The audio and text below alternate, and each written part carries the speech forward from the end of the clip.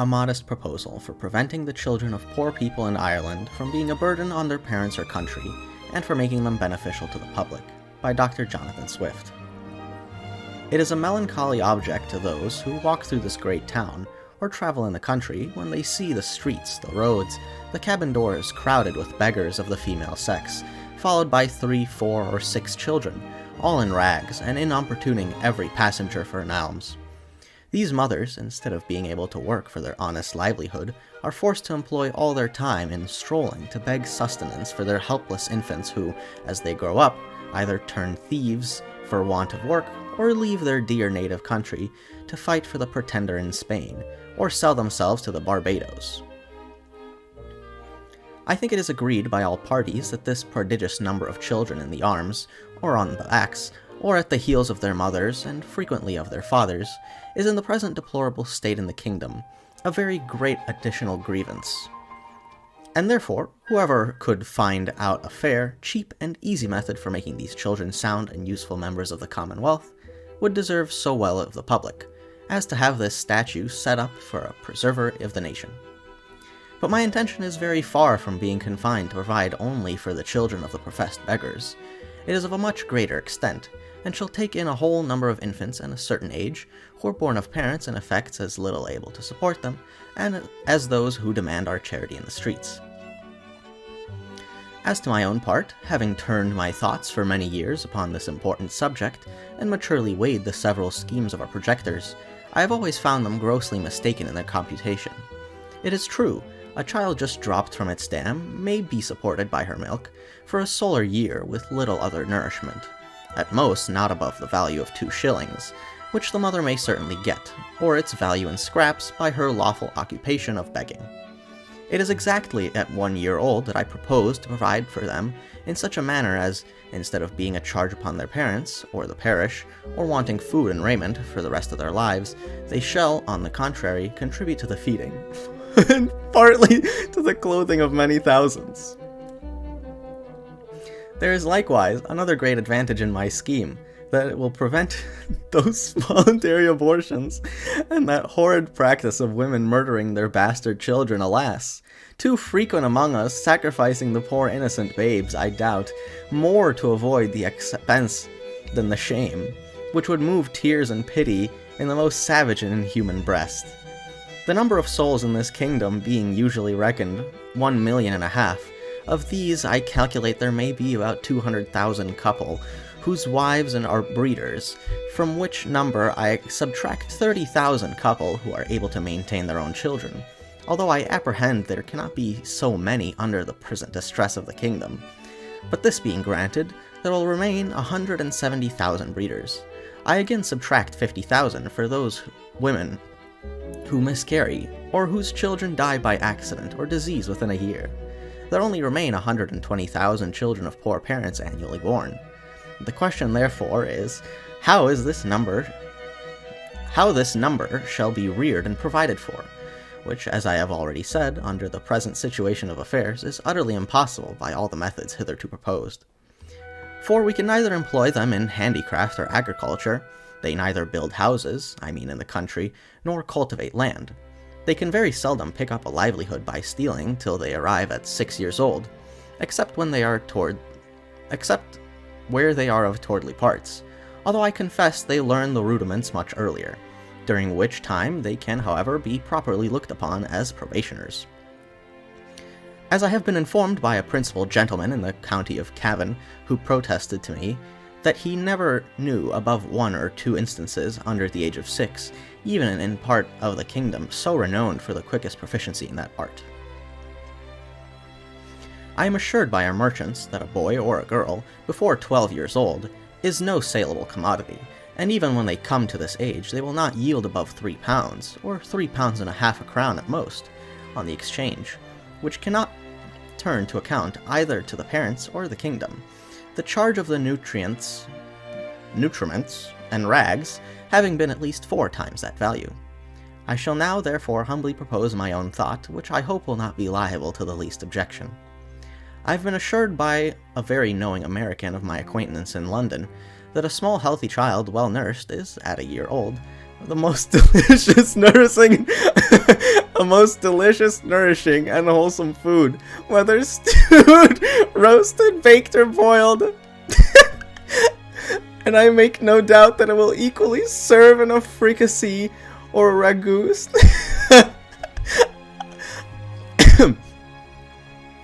I do therefore humbly offer it to the public consideration that of the 120,000 children already computed, 20,000 may be reserved for breed, whereof only 1/4 part to be males, which is more than we allow to sheep, black cattle, or swine. And my reason is that these children are seldom fruits of marriage, a circumstance not much regarded by our savages. Therefore, 1 male will be sufficient to serve 4 females. That the remaining 100,000 may, at a year old, be offered in sale to the persons of quality and fortune, through the kingdom, always advising the mother to let them suck plentiful in the last month, so as to render them plump and fat for a good table. A child will make 2 dishes at an entertainment for friends. And when the family dines alone, the fore or hind quarter will make a reasonable dish, and seasoned with a little pepper or salt, will be very good boiled on the 4th day, especially in winter.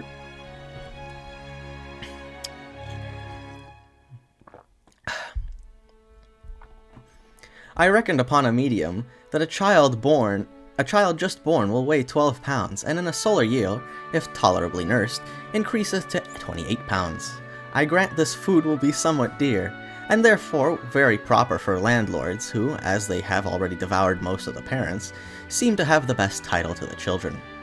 Infants' flesh will be in season throughout the year, but more plentiful in March, and a little before and after, for we are told by a grave author, an eminent French physician, that fish being a prolific diet, yeesh, there are more children born in the Roman Catholic countries about 9 months after Lent than at any other season. Therefore, reckoning a year after Lent,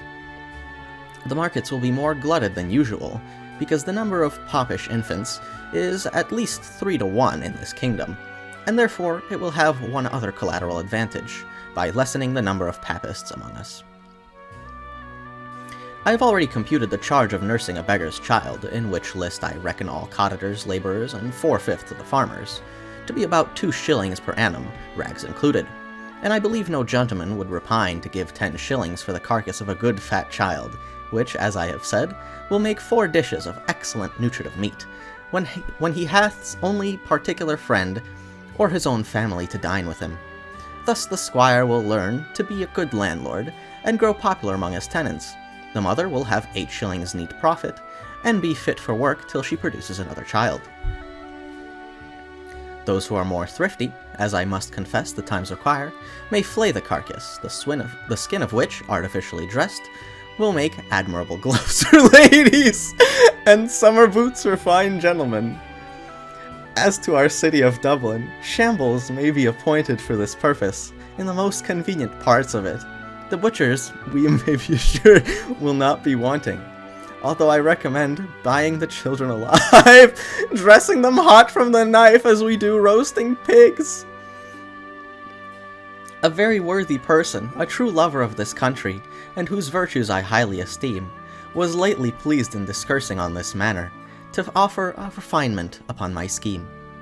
He said that gentlemen of this kingdom, having of late destroyed their deer, he conceived that the want of venison might be well supplied by the bodies of young lads and maidens, not exceeding 14 years of age, nor under 12. So great a number of both sexes in every country being now ready to starve for want of work and service, and these to be disposed of by their parents if alive, or otherwise by their nearest relations.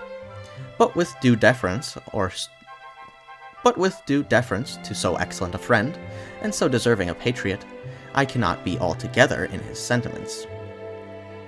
For, as to the males, my American acquaintance assured me, from frequent experience, that their flesh was generally tough and lean, like that of our schoolboys, by continual exercise, and their taste disagreeable, and to fatten them would not answer the charge. Then, as to the females, it would, I think, with humble submission, be a loss to the public, because they would soon become breeders themselves. And besides, it is not improbable that some scrupulous people might be apt to censure such a practice, although indeed very unjustly, as little bordering upon cruelty, which I confess, hath always been with me the strongest objection against any project, how well soever intended. But in order to justify my friend, he confessed that this expedient was put in his head by the famous Salmanazar,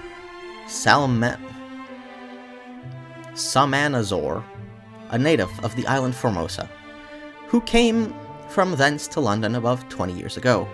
and in conversation told my friend that in his country, when a young person happened to be put to death, the executioner sold the carcass to persons of quality as a prime dainty, and that, in his time, the body of a plump girl of 15, who was crucified for an attempt to poison the emperor, was sold to His Imperial Majesty's Prime Minister of State, and other great mandarins of the court in joints from the gibbet, at 400 crowns. Neither indeed can I deny that if the same use were made of several plump young girls in this town, who without one single groat of their fortunes cannot stir abroad without a chair, and appear at a playhouse and assemblies and foreign fineries, which they never will pay for, the kingdom would not be worse.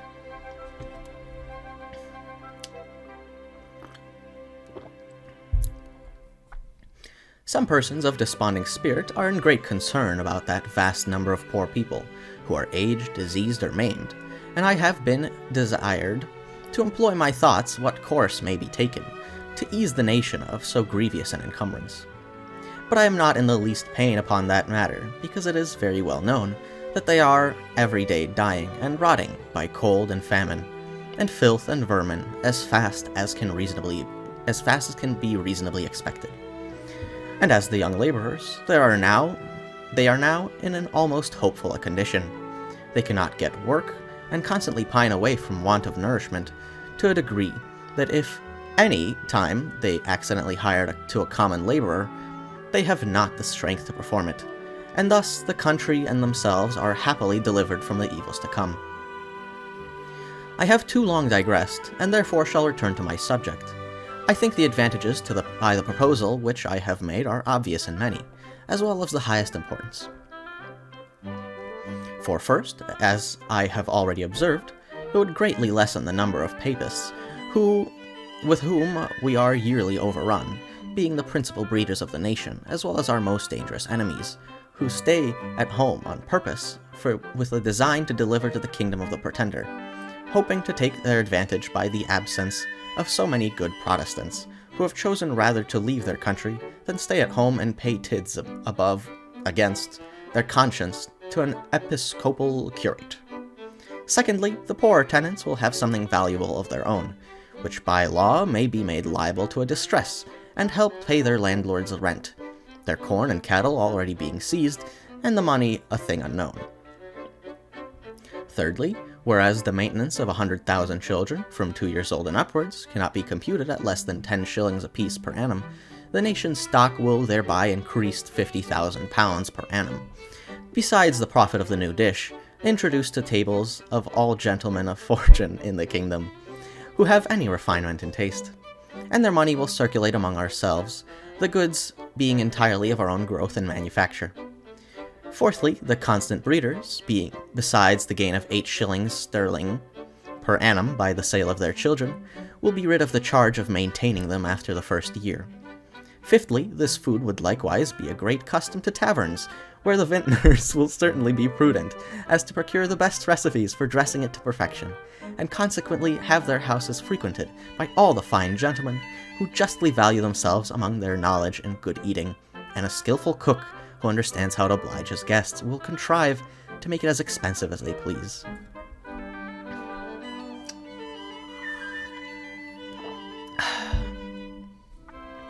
Sixthly, this would be a great inducement to marriage, which all wise nations have either encouraged by rewards or enforced by laws and penalties. It would increase the care and tenderness of mothers toward their children,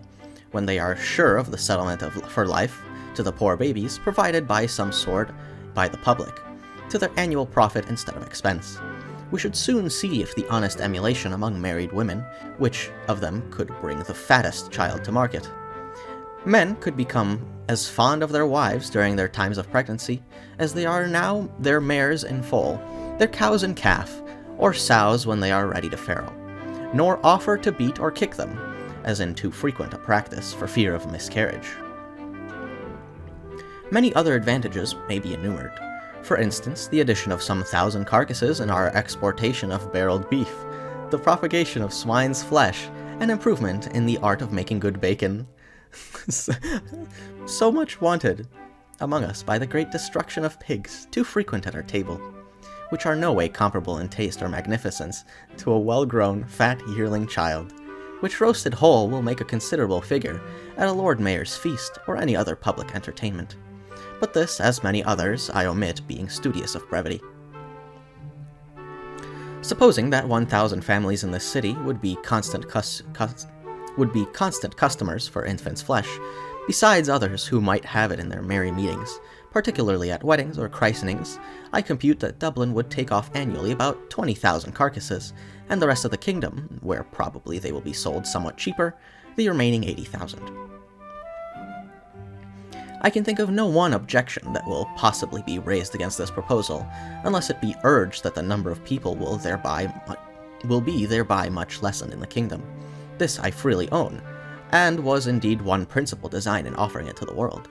I desire the reader will observe that I calculate my remedy for this one individual kingdom of Ireland, and for no other that ever was, is, or I think ever can be upon earth.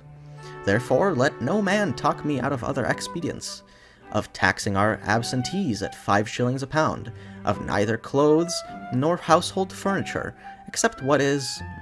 of our own growth and manufacture, of utterly rejecting the materials and instruments that promote foreign luxury, of curing the expensiveness of pride, vanity, idleness, and gaming in our women, of introducing a vein of parsimony, prudence, and temperance, of learning to love our country, wherein we differ from the Laplanders and the inhabitants of Topinamaboo, of quitting our animosities and factions, nor acting any longer like the Jews, who are murdering one another at the very moment their city was taken, of being a little cautious not to sell our country and consciousness for nothing, of teaching landlords to have at least one degree of mercy toward their tenants, lastly, of putting a spirit of honesty, industry, and skill into our shopkeepers, who, if a resolution could now be taken to buy our only native goods, would immediately unite to cheat and exact upon us in the price, the measure, the goodness, nor could ever yet be bought to make one fair proposal of just dealing, though often and earnestly invited to it. Therefore, I repeat, let no man talk to me of these and the like expedients, till he hath at least some glimpse of hope that there will ever be some hearty and sincere attempt to put them into practice.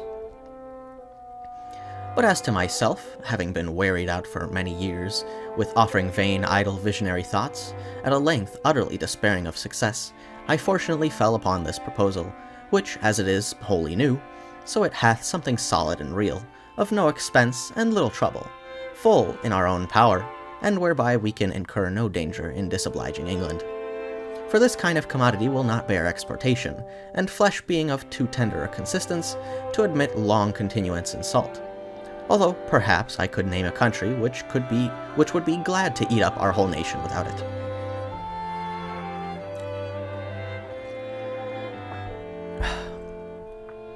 After all, I am not so violently bent upon my own opinion as to reject any offer proposed by wise men,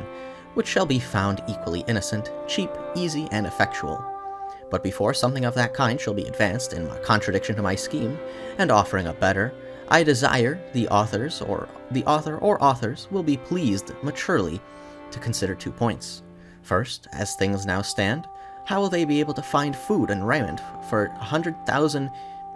useless mouths and backs? And secondly, there being a round million of creatures in humane figure throughout this kingdom, whose whole subsistence, put into the common stock, would leave them in debt 2 million of pounds sterling, adding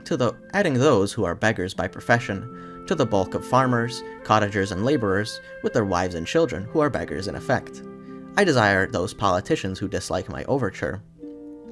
and may perhaps be so bold to attempt an answer,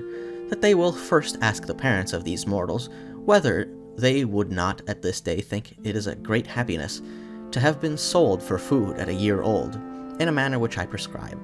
and thereby have avoided such a perpetual scene of misfortunes, as they have since gone through, by the oppression of landlords, the impossibility of paying rent without money or trade, the want of common sustenance, with neither house nor clothes to cover them from the inclemencies of the weather,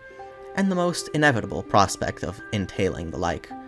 or greater miseries, upon their breed forever. I profess, in the sincerity of my heart, that I have not the least personal interest in endeavoring to promote this necessary work, having no other motive than the public good of my country, by advancing our trade, providing for infants, relieving the poor, and giving some pleasure to the rich. I have no children, by which I can propose to get a single penny, the youngest being 9 years old, and my wife past childbearing.